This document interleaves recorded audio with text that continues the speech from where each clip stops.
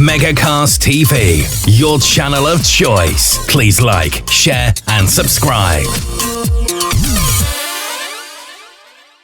Hello, it's only me, and welcome to another edition of Megacast. My name's Jake, and I'm not joined by my co-host extraordinary, lovely Trace, because, well, to be honest with you, she's not very well. She's a bit poorly, so we've been having a break from doing videos for a while, but I decided that I wanted to come back. So this week, and maybe in future weeks, you'll have two videos to watch, which is absolutely marvellous. What I wanted to talk about in this video, though, is the stupid UK British laws that we have. So there's some really daft things. So let's start with MPs cannot wear protective armour in Parliament. Now, English law prohibits MPs from wearing armour inside the Houses of Parliament. The statute in the United Kingdom history, coming armed to Parliament, was never repealed. Strange English laws don't get much stranger, do they? This is one silly thing. So the statute forbidding bearing of armour of 1313 was an attempt by Edward II to prevent threats to force inside Parliament. Even so, reports suggested that the Earl of Lancaster still carried weaponry until 1319. What's that all about? I don't know. Okay, it is illegal. So do not, it says, do not shake a carpet in the Metropolitan Police District. The Metropolitan Police District is primarily London. That's where the Met Police are based. So it's been illegal to shake or beat a carpet or rug in the streets of the Metropolitan Police District since 1839. An old 19th century law banned the beating of carpets during the daytime in London.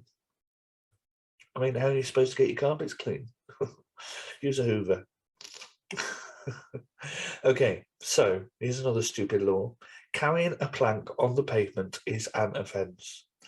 It may sound like the most bizarre rule in Britain, but there are many more coming up. Carrying a plank along the pavement is illegal. Many strange UK laws became statutes to ensure obstructed people moved along public thoroughfares.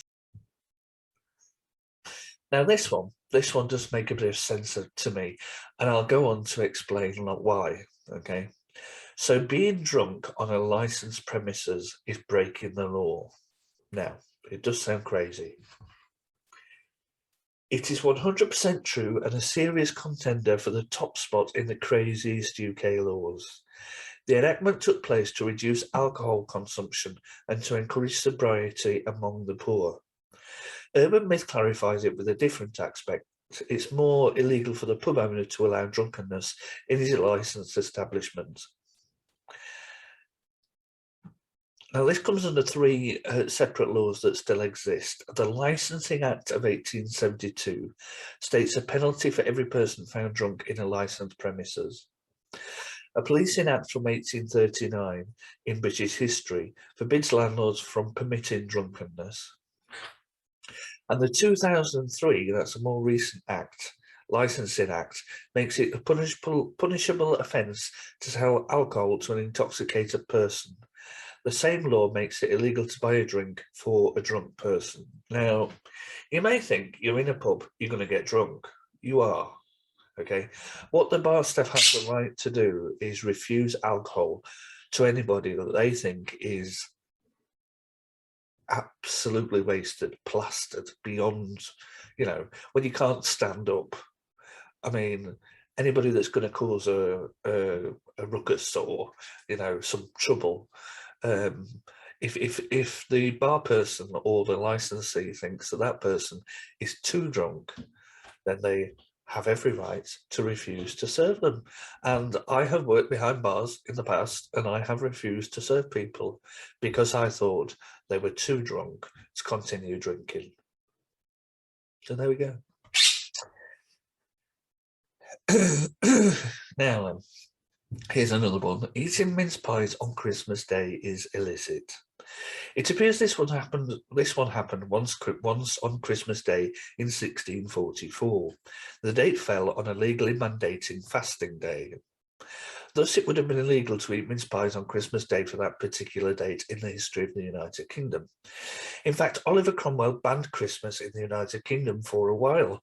The monarchy restored the laws and invalidated the outrageous plan to ban Christmas in the UK. Who knows? Now, we all know that the UK is a place that likes to queue. So we do like our queues, and we don't like people jumping queues either. So an entertaining tidbit of lawful information that is not so strange and very true. Where a sign tells you to queue, or a staff member jump in the queue, or a staff member tells you or a staff member to queue, jump in that queue is illegal. So you must not jump the queue, you must wait your turn for the from the back instead. This really comes into effect in places like the London Underground, and it's more of a bylaw for the Transport for London, okay? So the people on the platforms, the staff, have the right to either throw you off the station or off the train, or even probably give you a fine if you were caught jumping the queue on Transport for London. Here's another interesting one. Defacing British money is mostly illegal. It's not illegal to destroy a banknote. What's more, why would you do so? It's more about defacing or drawing or printing or stamping on it that makes it illegal. So it also, the same law governs the destruction of coinage as well. And this is basically because it has the monarch's head on it, the face. So it is considered illegal to deface the Queen. And that still stands. You're not allowed to draw on the Queen or on any UK banknote. This one I don't get. This is a weird one. Okay, so handling salmon in suspicious circumstances is against UK law. The aim of the Salmon Act 1986, now this is 1986, not that long ago, is it, was to ban the poaching of salmon. When it became law, it made it illegal to handle salmon in suspicious circumstances. We're still waiting for the Law Commission to clarify exactly what is a suspicious circumstance. I don't know. I'll let you think on that one. Now, wild swans that are unmarked or mute swans in open water are the lawful property of the Queen. So as long as it's not got a ring on its foot, it belongs to the Queen. If it's wild, it belongs to the Queen. Killing one of these swans would be close to an act of treason, has been since the 12th century. The Queen has no rightful claim to tame swans or any other types of swans for that matter. Only the Queen of England is allowed to eat swan meat. We don't eat swans. Here's another one that's quite interesting. Now, a bad reference given by your employer is libelous. You are not allowed to give a bad reference in the UK. You are allowed to say things like their timekeeping isn't great, or, you know, they could improve in this area or that area. What you're not allowed to do is absolutely slate someone by negative comments. So it can constitute a character defamation or libel if you were to give a bad reference. I hate this one. Using a television in Britain without a licence is illegal. The BBC is a state-based entity providing national and international media broadcasting services. In most part, the licence fee funds the British Broadcasting Corporation. It allows them to offer programmes ahead of other commercial and advertising interests. Even though it's a contentious topic, using a television in the UK without a TV licence is punishable by law and can result in a severe fine. It really grates my nerves.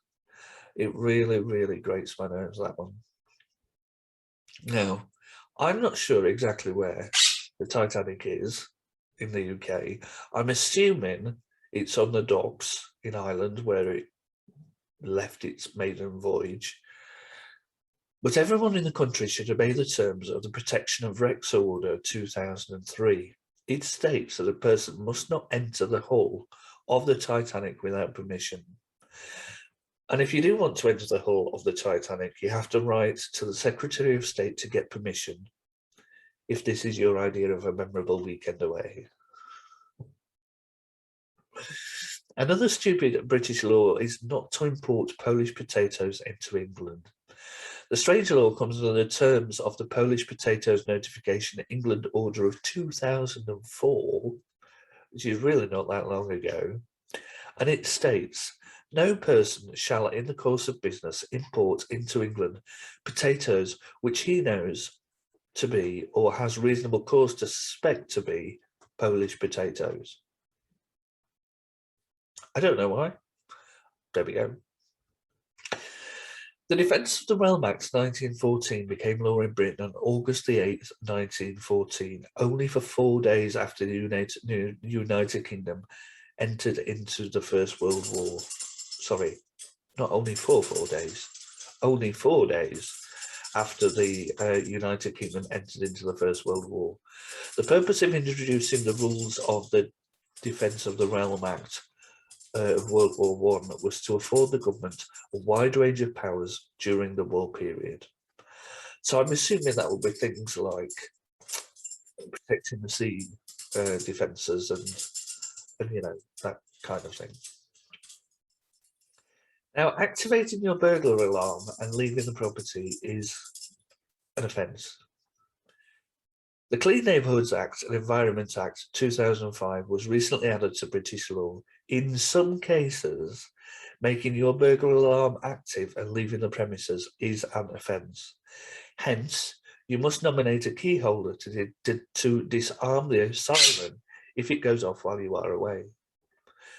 Other UK laws about noise include sounding a horn on a road in a stationary vehicle. So under the UK Highway Code, you should only do so if there is imminent danger from another vehicle or on or near the road. Use car horns to signify danger instead of someone else's annoyance, and you will abide by the rule of the United Kingdom. Now, here's another one from moons ago. It is illegal to flag down a taxi in London if you have the plague. So this is not so weird. It's part of the Public Health Control of Disease Act 1984. It could be legal to ride in public transport if you know you have a notifiable disease. You should inform the driver if you have the plague or similar. The taxi driver can still choose to transport you, but only if they have the vehicle disinfected immediately afterwards. And here's one that goes without saying. I think this one goes with every country, as far as I'm aware. You must be honest to the taxman. Do you pay income tax in the United Kingdom? Are you familiar with the Tax Avoidance Scheme 2006, the SI 2006 number 1543? The HMRC UK tax laws govern the disclosure of all schemes which have tax avoidance as their purpose. I didn't make any sense of that, but anyway.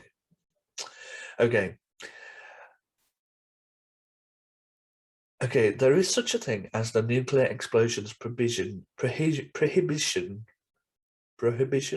and Inspections Act 1998, which makes it illegal to cause a nuclear explosion. I mean, you know, why would you want to cause a nuclear explosion in the first place? I have no clue. But anyway, there you go. Some stupid UK laws. Beth asked me for some, law information because it's her thing.